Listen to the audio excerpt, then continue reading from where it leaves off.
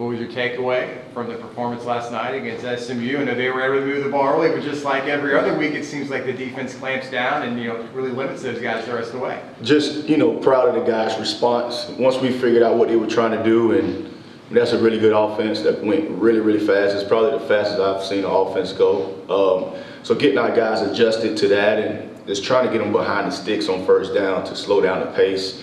And just coming on the sideline adjusting, going to halftime and adjusting, and the guys, they're used to adjusting. But just carrying out the mission of just trying to play a good brand of defense. So just proud of how the guys came out. What do you think of Brandon Adams and Corey Thornton's ability to break up some key passes in the end zone? How challenging is that really?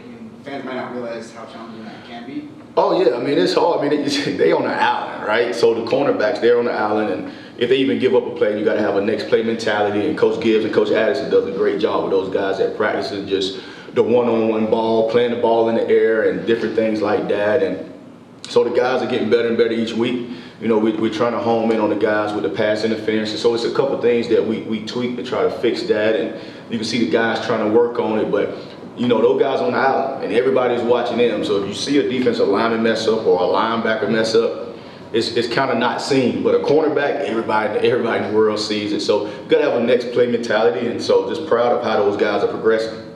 Coach Malzahn didn't seem particularly bothered by some of the pass interference calls. Are you? You see them as 50-50 balls, and that's just going to happen. Yeah, it's 50-50 balls. You never want a flag, right? You don't want penalties. We don't teach penalties. We want to play clean football. A lot of them was 50-50 balls. There's some of them that was questionable, right? But at the same time, it was called, so we got to do a better job at coaching them up on penalties, and we'll do that. And so a lot of other things we got to work on. That's one of them as far as just limiting the penalties. Did you realize that Mordecai ended up over 10 on third down passing? I don't think he's ever had a stat like that. Yeah, I didn't. Man, there's so much going on. They going so fast, and I'm just trying to get the call out. I did not know that, so that's pretty good, to be honest with you. So didn't know that. He's a heck of a football player. He's a really good quarterback, has really good poise. He did some different things with his feet as far as like knowing where the pressure is coming and sliding away from where we're coming, and he did a good job getting number 11 the ball. He's a really good football player. We're a little short-handed in the safety spot. I know Quadric wasn't available. I think Dylan Lester was out. Divide and Kobe Perry and some of those guys. How do you think they did? Did really well. So if you're looking at the production points, Divide was second on the team, on the defense with 18 production points, and Kobe Perry had 12 production points. And just, Kobe Perry, just stand on him as far as his time is coming. He's had a great attitude. He's come to work every day. The kid loves football. And it was his time to shine. And the football gods will bless you, man. Just stay the course. Don't be selfish. Be a team guy. He's been very unselfish. He's been a team guy. He's coming from another program where he was an All-American. He comes here and he's earning his way and earning his snaps, and he ended up getting the Defensive Player of the Week this week, and he's been through so much. We're in the FCA, which is Fellowship of Christian Athletes, and I'm sitting there with him. He's coming every week, and this summer his mom passed away. A lot of people don't know about Dad, and he's going through so much. He's trying to stay the course, and keep working. So it was good to see him go out there and perform, because these guys have been through a lot, so very proud of his progress. What is the status of Quadric Bullard moving forward? He'll be good to go. No issues at all. So he'll be ready for the next game. What more do you want to see from your pass rush? Continue to get to the quarterback. If you saw yesterday, max protection. They were doing max protection, running three-man routes. So, it's always good when you get them to get into three-man routes. But if they max protection, that's telling us something. That means somebody up front has them nervous, or our blitz has them nervous. So, at the time when they're not in max protection, we need to get to the quarterback. And just like we talked to him yesterday, even Coach Malzahn told him, if you don't sack the quarterback, if you got them throwing off balance, or if you got them throwing it away, it's a win for the defense. So we got to continue to generate a pass rush. And we will. We got the right guys up front to get that done. How big was it, just how it was synergistic with the special teams and the punter? Andrew Osing comes in, pins him deep a few times. It aided big time in getting that safety there. That was a turning point. How big were some of those plays? Oh, that was awesome. So Corey Thornton, he got the special teams player of the week this week. He was the guy that got it down twice inside the 5. So all of those little things add up. Field position is huge. So and it all works together, man. Offense, special teams, and defense, and you look up and you have a great team performance like we did last night. What about the ability to get the freshmen in there, Damari, obviously Nakai? Mm-hmm. How valuable is that? Not just to play, but I mean, like you said, that's a real dude at quarterback. Right. How much does that benefit them? Oh, that's awesome, because we're gonna need all these guys at some point. You just never know, you know, so we creating depth, and these guys want to play, and we want to play them. We brought them in to play. So if you're good enough, you're old enough. So it doesn't matter if you're a freshman. So we want to play the guys that are ready to play, and those guys earn the right to play. And it's always good to see those guys playing very early as freshmen. Specifically, what have you seen from Cam Moore as he continues to progress as a freshman as well? Very smart. Has a really high football IQ. I mean, he comes in and he knows the playbook.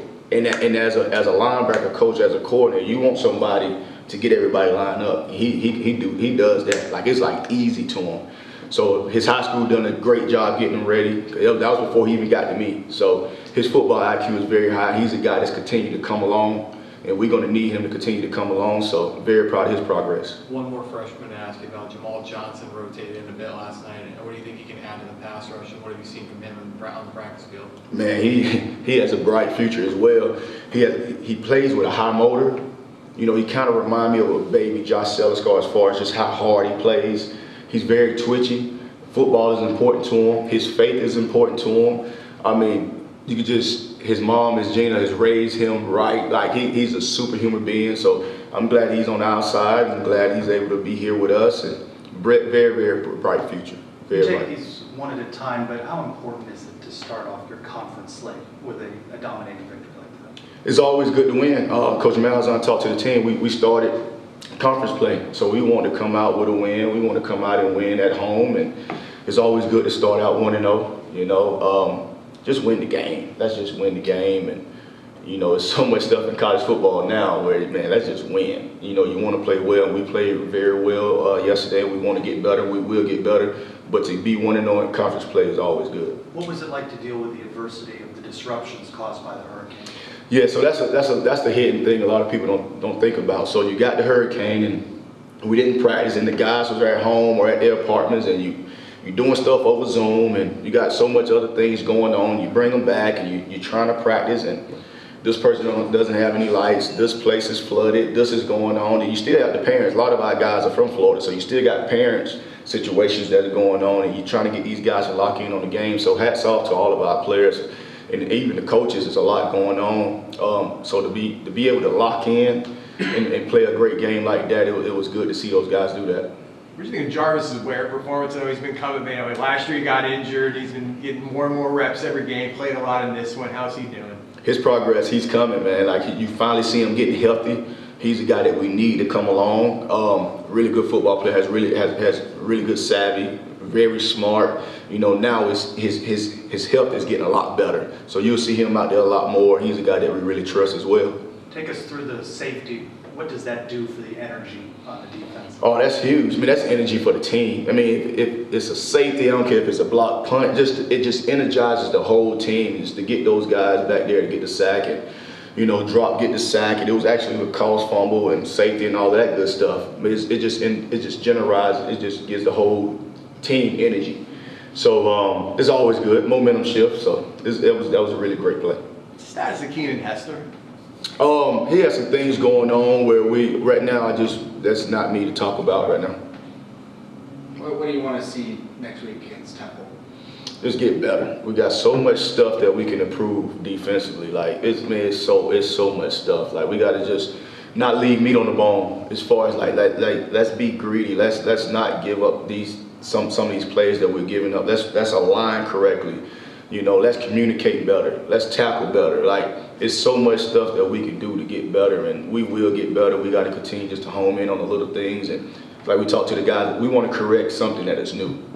Don't want to correct something that's old. So we got to continue to keep our head down, keep working, and we will. And the whole object is to get better each week, and that's our job to do that. And we're going to continue to strive to do that.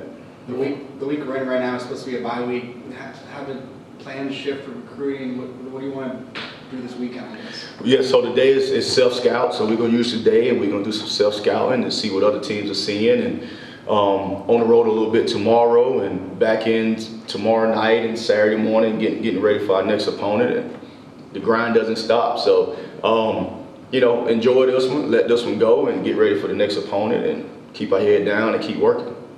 So your wife and your kids, y'all matching outfits? Is that something Yeah. they do for all the games? Yeah, man, it's always good to see them at the games, and you know they had the whole game day outfit, and you know I'm a girl dad, so it's always good to see my girls and my wife, and you know just so them to just enjoy this atmosphere and be around these great fans, and this great community is always good, and they don't know if Daddy won or lost. So for me, when I come through the door, I can't be emotionally inconsistent. I got to walk through my door like we won the Super Bowl, even if we would have lost, because those girls looking at Daddy, and they don't care if we won or lost. So it's my job to be consistent as possible when it comes to my daughter and it comes to my wife. When I go through the door, I got to let win or loss go out the window. It has to be Super Bowl when I walk through the door. So it's always good to have family at the game and seeing those girls run on the field. Considering the week that was, what did you think of the turnout on a Wednesday night from the fans? Man, it was good, man. It was the middle of the week. The fans was live, man. I like what's the deal with the lights on and off? That's pretty cool, man. You know, and I'm usually locked in when that happens. I'm like, man, that's pretty cool. I like that. So just having the fans there and just having a Wednesday night, you know what, with so much going on, you could just watch football and everybody could be together and cheering and having something to smile about and to cheer about. That's what this thing is all about. So it was really good to see our fans in the stands.